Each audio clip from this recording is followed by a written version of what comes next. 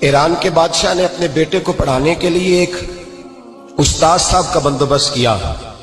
استاد صاحب کو کہا کہ میرے بچے کو دین پڑھائیے، میں چاہتا ہوں کل اس نے انعام حکومت کو سنبھالنا ہے تو یہ دین سے آگاہ ہو جائے، اس کو کچھ سکھائیے، پڑھائیے۔ بہت نیک بزرگ بڑے درویش عالم پڑھانے لگے، اسباق مکمل ہو گئے، دین کے اسباق قرآن مجید پڑھایا، احادیث طیبہ کا درس دیا، اصول فقہ سے روشناس کرایا۔ جب بچے نے مکمل تعلیم حاصل کر لی اور آمین ہو گئی، دستار ہو گئی، فارغ ہو گئے، تو پھر ایک دن استاد صاحب نے کہا بیٹے کل تم نے ضرور آنا ہے، کچھ بات کرنی ہے۔ شہزادہ گیا ملنے استاد صاحب سے، استاد صاحب نے کنڈی لگا لی، ہاتھ میں درہ پکڑ لیا، مار مار کے پورے وجود کو زخمی کر دیا، کوئی غلطی نہیں، کوئی بات نہیں، مارا۔ اب بچہ آیا آ کے بادشاہ سلامت سے کہا کہ ابا جی سمجھ نہیں آئی، بڑا مارا ہے استاد۔ تو سیانے تھے نا بادشاہ، یہاں تو قاری صاحب روز کٹہرے میں کھڑے ہوتے ہیں، مولوی صاحب آپ نے میرے بچے کو کیوں مارا ہے؟ آپ 8,000 کے مولوی ہیں، میرا کئی کروڑ کا بچہ ہے، سویرے بدل لیں گے، خبردار آپ نے بچے کو ہاتھ لگایا، اپنی حیثیت میں رہے معاذ۔ جو قومیں استادوں کو کٹہروں میں کھڑا کرتی ہیں وہ ترقی نہیں کر پاتی، جو استادوں کو کٹہروں میں روز کھڑا کرتے ہیں۔ کہا ابا جی بڑا مارا ہے، تو والد بڑے سمجھدار تھے، کہنے لگے بیٹا استاد باپ ہوتا ہے، وہ زیادتی نہیں کرتا، کوئی بات ہوگی میں تیرے استاد کو کٹہرے میں نہیں بلاؤں گا۔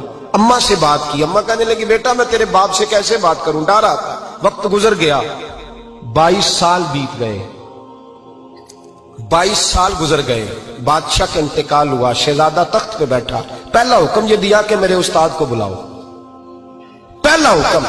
استاد جی بوڑھے ہو گئے تھے، چھڑی کے اوپر ٹیک لگا کے آئے اور بھویں سفید ہو کے جھک گئی تھیں، یوں آنکھ کھول کے بڑی مشکل سے دیکھا، کہنے لگے شہزادے حکم ہو۔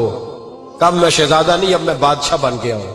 استاد جی 22 سال بیت گئے، آپ نے مارا تھا، پر وہ درد چونکہ زیادتی کی تھی، میرا قصور کوئی نہیں تھا، تو نہ میری روح سے درد گیا ہے نہ میرے جسم سے گیا ہے، میں بے اختیار تھا، پوچھ نہیں سکتا تھا، آج با اختیار ہوا ہوں۔ سب سے پہلے پہلا حکم آپ کو دیا، بلایا ہے، بتائے کیوں مارا تھا، کیوں مجھے مارا تھا، میری زیادتی بتائے۔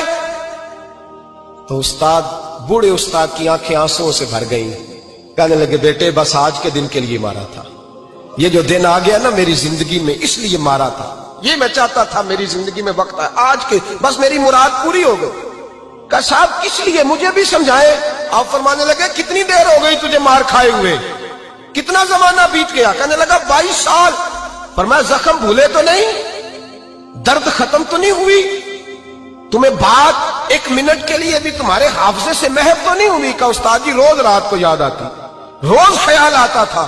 استاد کہنے لگے بھائی تو بے اختیار تھا، پوچھ نہیں سکا، 22 سال تجھے یاد رہا، مجھے پتا تھا تو ایک دن حکمران بنے گا، میں نے تجھے اس لیے مارا تھا کہ بیٹے یاد رکھنا، کسی پہ ظلم نہ کرنا، اگر تجھے 22 سال تک یاد رہا ہے تو جس پر تو ظلم کرے گا اسے بھی قیامت تک یاد رہے گا، اور یہ یاد رکھنا تو آج با اختیار ہوا تو تو نے مجھے بلا لیا ہے، قیامت کے دن غریب با اختیار ہو جائیں گے، مظلوم با اختیار ہو جائیں گے، وہ با اختیار ہوں گے، للہ الواحد القہار، رب کریم کی بارگاہ کے اندر ان کا اختیار ہوگا، اکیلے اللہ کی حکمرانی ہوگی۔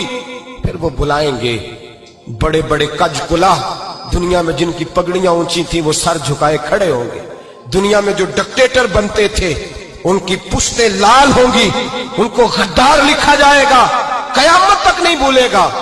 ظلم کرنا تو سوچ سمجھ کے کرنا، اتنا کرنا جتنا تم سہ سکتے ہو، اتنی زیادتی کرنا جتنی قیامت میں تم برداشت کر سکتے ہو۔